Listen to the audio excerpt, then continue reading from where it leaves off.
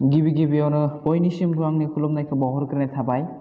दिनै आं फोरोंनो आखायाव लादों गु थाखोनि सोंथि 4.3नि 3 सोंथिफोरखौ।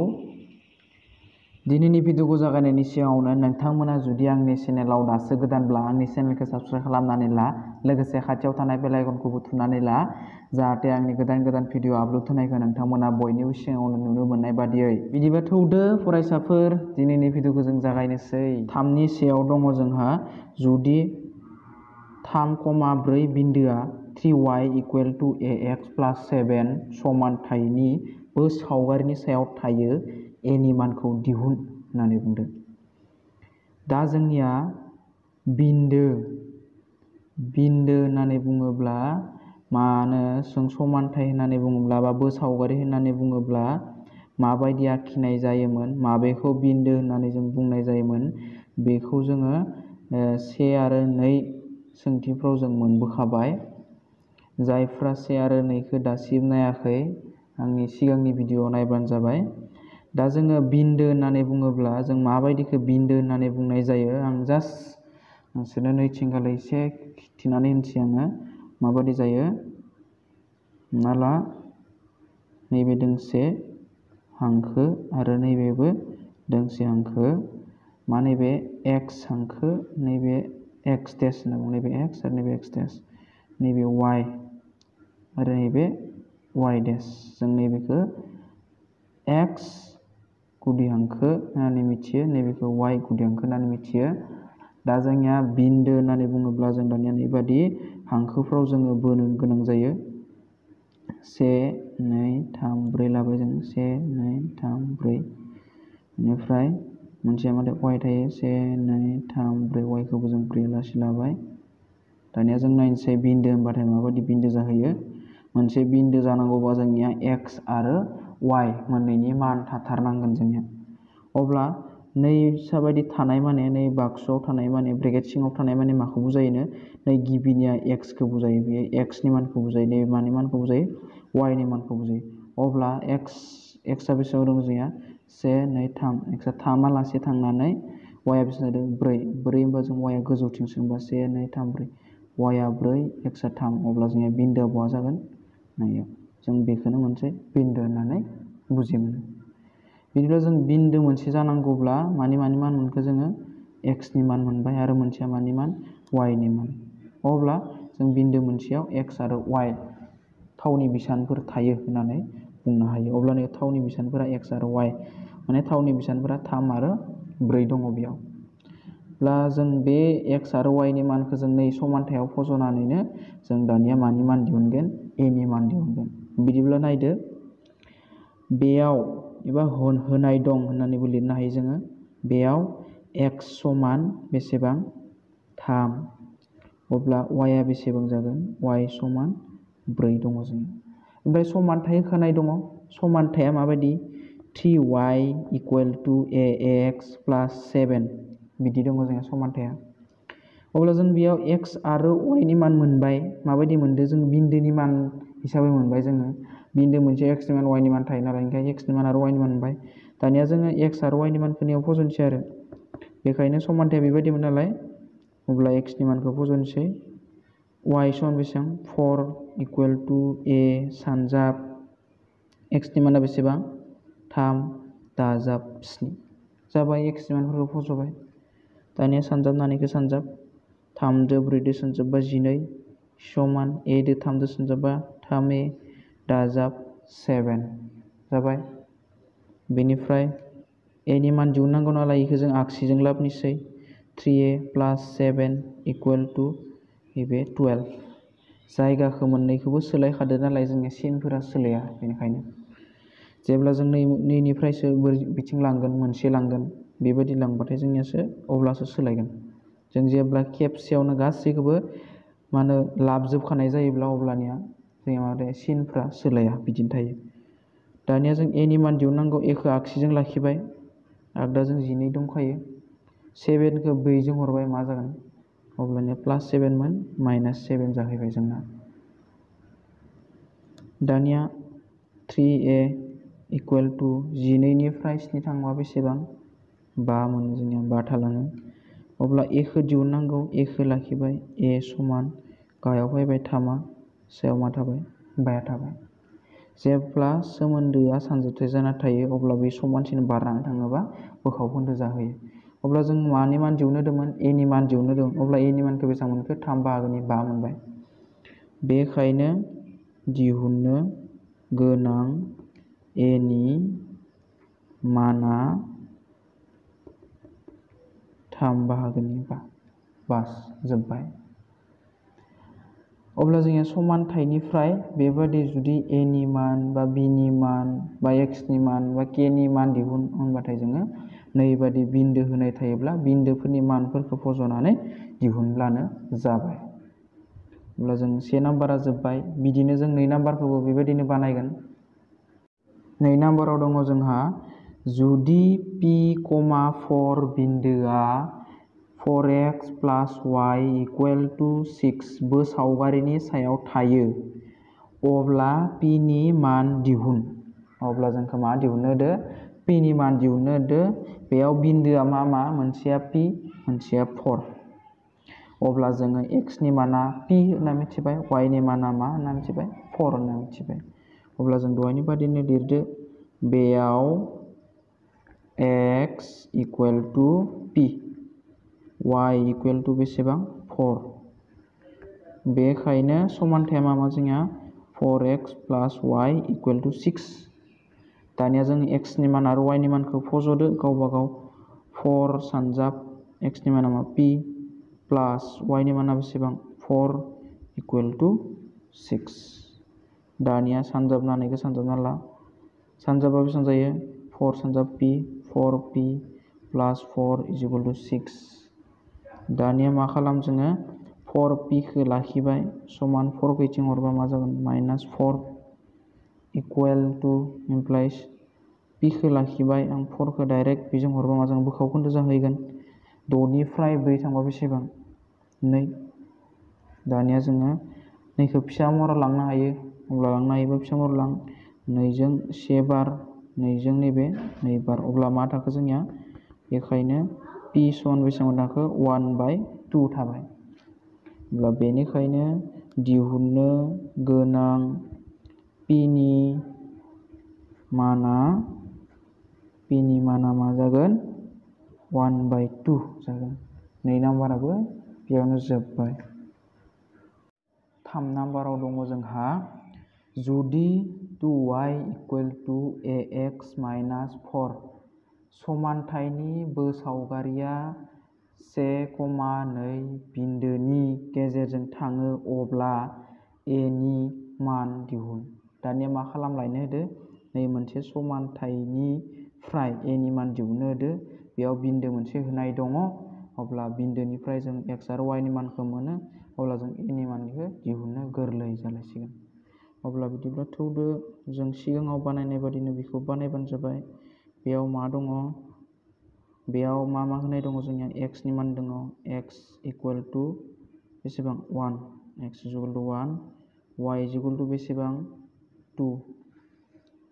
बेनिखायनो समानथाया मामोन जोंनिया? 2y = ax - 4 मोन समानथाया। दानिया x नि मान, y नि मान दङ। x नि मान आरो y नि मानखौ फज'दो। 2 सानजाब y नि माना 2 समान a सानजाब x नि माना 1 - 4 = 2 सानजाब 2 बेसेबां? 4 समान 1 सानजाब a आनो -4। ए नि मानखौ दिहुननांगौ। 2 खौ जोङो डाइरेक्ट गासैखौबो लाबोजोबनोसै। समान लाबोबाय। 4 खौ बैजों लांबाय। ए खौ दिहुननांगौ, ए खौ लाखिबाय समान 4। 4 आ बैजों थांबाय मा जागोन? +4 जाबाय। अब्ला बेनिखायनो ए समान 4 निफ्राय 4 दो दाजाबबाथाय 4 दो आरो 4 दाजाबबा बेसेबां जागोन? 8 जाबाय। अब्ला ए नि मानखौ बेसे मोनखो? 8 मोनबाय। बेनिखायनो दिहुननो गोनां ए नि माना 8। बास जोबलायबायानो। 4 नाम्बाराव दङ जोंहा जुदि 2k - 3, k + 2 बिन्दोआ 2x + 3y + 15 = 0 समानथायनि बो सावगारिनि सायाव थायो अब्ला k नि मान दिहुन। बिन्दोआ 2k - 3 k + 2 नै मोनसेया x नै मोनसेया y नि मान। अब्ला बे मोनसे बिन्दोआ नैबे मोनसे समानथायनि बो सावगारिनि सायाव थायो। जेब्ला जोङो नैबेखौ दिहुननानै जेब्ला जों मोनसे बिन्दो बानायगोन अब्ला बेयो समानथायनि सायाव थायो होनना बुंदों। अब्ला बेबादि जायोब्ला जोंनो मानि मानखौ दिहुननो होदो k नि मानखौ दिहुननो होदो। अब्ला जों नै बिन्दोनिफ्राय मिथियो जोङो x नि मान आरो y नि मान मोनो होननानै। अब्ला जों बेयाव नागिरलायबाय बेयाव x नि माना बेसेबां x = 2k - 3 बे जाबाय x नि मान। नैबे मा y = k + 2 y नि माना बिसिनि जाबाय। दानिया जोङो x नि मान आरो y नि मानखौ समानथायाव फज'नोसै नै समानथायाव। बेखायनो 2x + 3y + 15 = 0 बे मोनसे समानथायाव x नि मानखौ फज'दो। x नि माना बेसेबां दङ 2k - 3 सिगाङावनो 2 दंखायोमोन अब्ला 2 प्लास 3 सानजाब y नि माना बेसेबां k + 2 दङ जोंहा इक्वल माने प्लास 15 दङ 15 = 0। अब्ला समानथायाव फज'बायना 2 दङ 2 x नि माना 7 प्लास 3 दङ 3 लिरबाय y नि माना बेसेबां k + 2 प्लास 15 = 0 जाहैबाय। दानिया मा खालामदो जोंनिया नै ब्रेकेट दङ नालाय नैबे 2आ बिजोंबो सानजाथाय जाना दङ नालाय 2खौ जों सानजाबना लानोसै 2 × 2 4 k दङ k फैबाय 2 जों 3 जों सानजाबगोन बिनि सिगाङावनो सिनफोरखौ सानजाबना ला प्लास दङ माइनास दङ प्लासजों माइनास 2 × 3 6 प्लास दङ प्लास प्लास 3 दो k दो सानजाबबाथाय 3k प्लास दो प्लास सानजाबबा प्लासआनो 3 सानजाबनो बेसेबां जायो 6 जायो प्लास बेजों मा दङ 15 = 0 दङ। दानिया सोलायस्लु गोनांखौ सोलायस्लु गोनांजों दाजाब आरो सोलायस्लु गैयैखौ सोलायस्लु गैयैजों दाजाब एबा दानख'। नैबे प्लास 4k नैबे प्लास 3k मोननैबो दाजाब जों दाजाब आरो दाजाबखौ जों दाजाबगोन होनबा 4 दो 3 दो दाजाबबाथाय 7 जायो k दङ माइनास 6खौ बिदिनो दोनथ'बाय प्लास 6 आरो प्लास 15 बेसेबां जागोन 6 जों 5 जों 11 नि 1 थाबाय 1 जों 2 21 जाबाय = 0। दानिया मा खालाम 7k नैबे माइनास 6 नैबे प्लास 21 निफ्राय 6 थांबाथाय बेसे जागोन 15 आनो जाफिनगोन जोंनिया प्लास मा जागोन 15 दाजाबा गिदिर नालाय प्लास 15 = 0। बा नोंसोर बेबायदि दाजाबना लायालासिनो नोंसोरनिया अनजिमा मोननैया समान सिनफ्रा गुबुन बा दानखानाबो होनायमोन बेबादिबो बानायनो हागौमोन अब्लाबो 15 थालांगोन जोंना। दानिया जोङो दिहुननो गोनाङा मा k दिहुननांगौ अब्ला जों k खौ मा खालामबानो जाबाय आगसि फारसेजों लाखि 15आ बैजों थांबा -15 = k खौ लाखिलायबाय 7आ जोंनिया फैगोन सिङाव फैगोन बिथिंगाले -15 दंखायोमोन अब्ला जोङो k नि मान मोनलायबाय अब्ला k नि माना -15/7 जाबाय। बेखायनो दिहुननो गोनां k नि मानआ होननानै लिरबानो जाबाय k नि माना -15/7 बास बेयावनो जोबलायबाय 4 नम्बरा गासिबो एखे गोजासो 3 जों 4 जों माने 1 निफ्राय 4 लागै एखे गोजा।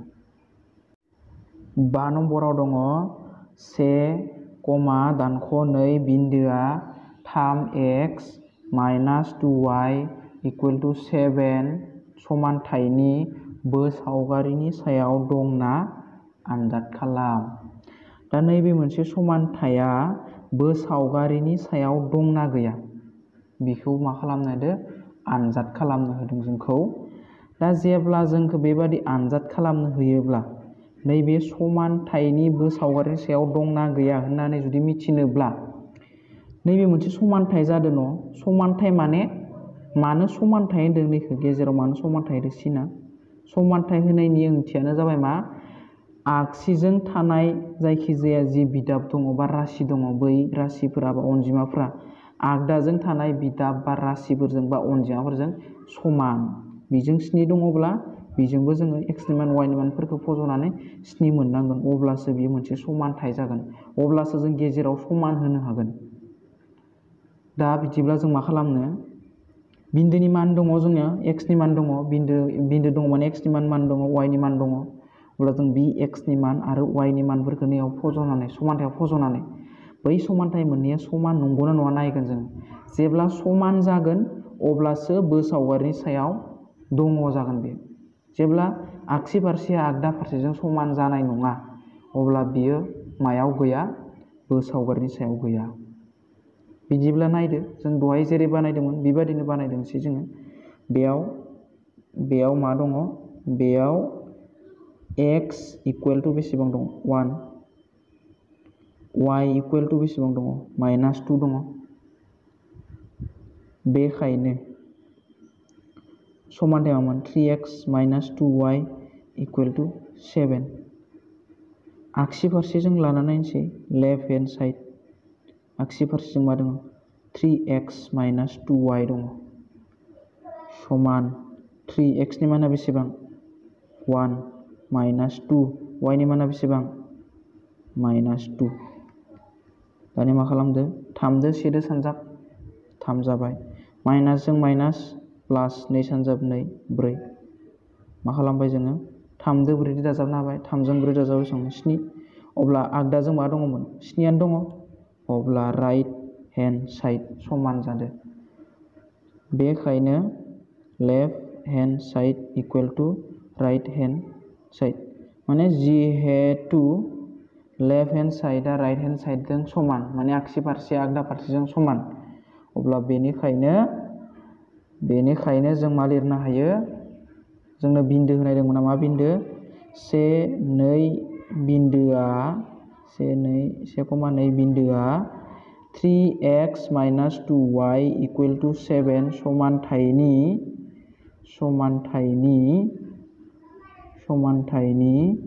बो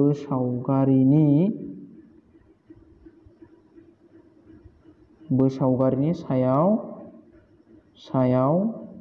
दङ होनना जागोन बेयो, सायाव दङ। जुदि समान नङामोनब्ला बो सावगारिनि सायाव गैया होननानै लिरनांगौमोन। दानिया दङ नालाय मा खालामबाय, समान नालाय दङ लिरबाय। आनजाद खालाम होनदोंमोन ना, आनजाद खालामना नायबायनो जोंनिया, अब्ला बेनो जोब्बाय 5 नम्बरा। 6 नाम्बाराव दङ जोंहा दानख' 3, 2 बिन्दोआ 4x + 7y इकुवेल टु 9 समानथायनि बो सावगारिनि सायाव दंना आनजाद खालाम। 5 जोंनो समान बेबो। बिदिब्ला नायदो, जों मा x आरो y नि मानखौ फज'नानै आगसि फारसे आगदा फारसे समान ना मोनलायनांगोन। समान जाबानो मा दङ, बो सावगारिनि सायाव दङ, आरो जुदि समान जायाबा बो सावगारिनि सायाव गैया होनना लिरनांसिगोन जों। बिदिब्ला नायदो, बेयाव x समान मा जागोन, दानख' 3, y समान मा जागोन, 2। अब्ला होनाय समानथाय माबायदिमोन, बेखायनो 4x + 7y इकुवेल टु 9 समानथाय होनाय दङमोन। अब्ला जों मा लिरबाय, बेनिखायनो लेफ्ट हेन्ड साइड आगसि फारसे जों नायनोसै, 4x + 7y समान 4, x नि माना बेसेबां, दानख' 3, 4 सानजाब दानख' 3 प्लास 7, y नि माना बेसेबां, 2। दानिया मा खालामबाय जों, सानजाबबाय, प्लासजों माइनास 4 जों 3 जों सानजाबबाथाय 12, प्लास दङ, प्लास 7 दो 2 दो सानजाबबा 14 मोनो जोंहा।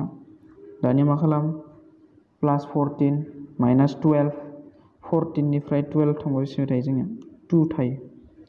अब्ला लेफ्ट हेन्ड साइडआ बेसेबां मोनखो, 2 मोनबाय। राइट हेन्ड साइडजों बेसेबां दङ, 9 दङ। अब्ला समान जादों नामा, समान जायाखै। जिहेतु लेफ्ट हेन्ड साइडआ समान नङा, समाननि जायगायाव जोङो दानना होबानो समान नङा जाबाय, समान नङा। माबेजों, राइट हेन्ड साइडजों समान जायाखै।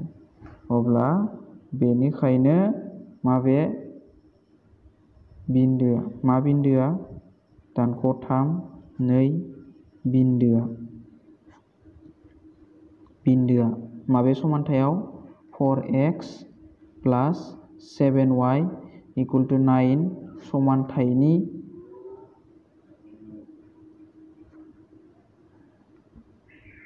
सावगारिनि सायाव गैया होनना लिरनांसिगोन इखो। सावगारिनि सायाव गैया।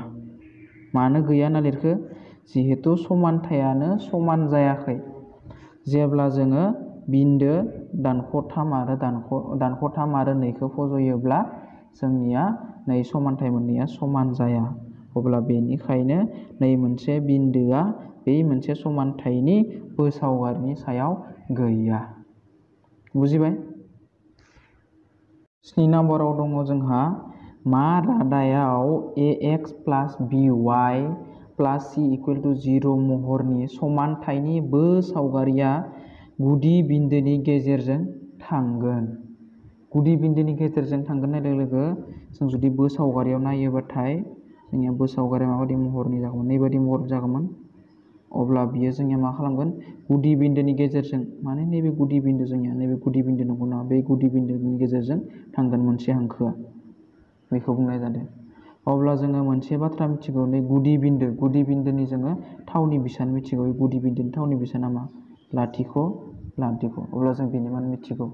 दायो जोङो बै गुदि बिन्दोनि मानफोरखौ नैबेयाव फज'नानैनो जोङो माखौ मोनगोन? बिनि रादायखौ मोनगोन। मा रादायाव गुदि बिन्दोनि गेजेरजों थाङो बेखौ मोनगोन जोङो। बिदिब्ला नायदो, अब्ला जोंनि x नि मानाबो 0, y नि मानाबो 0 जागोन।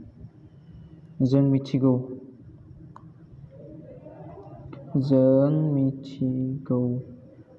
दि जों मा मिथिगौ? गुदि बिन्दोनि थावनि बिसान मिथिगौ। गुदि बिन्दोनि थावनि बिसानखौ मिथिगौ। थावनि बिसान मा जायो जोंनिया? लाथिख' जायो। गुदि बिन्दोनि थावनि बिसाना। अब्ला बेखायनो समान्थाया मामोन जोंहा? ax + by + c = 0 मोन। दानिया जों मा खालामनोसै? नैबे x नि मान, नैबे y नि मान, नङा होमबा? जों x आरो y नि मानखौ फज'नोसै। a सानजाब लाथिख' + b सानजाब लाथिख' + c = 0। दानिया जोङो a जों लाथिख' सानजाबा लाथिख', b जों लाथिख' सानजाबा लाथिख' + c = 0। अब्ला बेखायनो c = बेसेबां मोनखो जोङो? 0 मोनबाय। अब्ला मा रादायाव मोनखो जोङो? c = 0 रादायाव बिसिनि समान्थायनि सावगारिया गुदि बिन्दोनि गेजेरजों थांगोन होननानै लिरबानो जाबाय आरो। बेखायनो c = 0 रादायाव ax + by + c = 0 महरनि समान्थायनि सावगारिया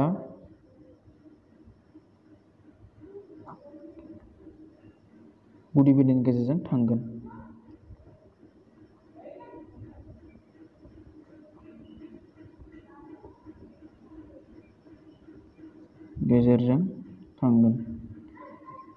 बेयावनो 7 नाम्बाराबो जोब्बाय। बिदिब्ला दिनैनि भिडिअ'आ बेखिनियानोसै। नोंथांमोना जुदि बिनि गेजेराव माबाफोर बुजि मोनाखैब्ला कमेन्ट सेक्सनाव फोरमायहरनो हायो माखौ बुजियाखै। बिदिब्ला दिनैनि भिडिअ'आ बेखिनियानोसै। इयुननि भिडिअ'आव लोगो मोनगोननि मिजिंजों दिनैनि भिडिअ'खौ बेखिनियावनो दोनथ'बाय।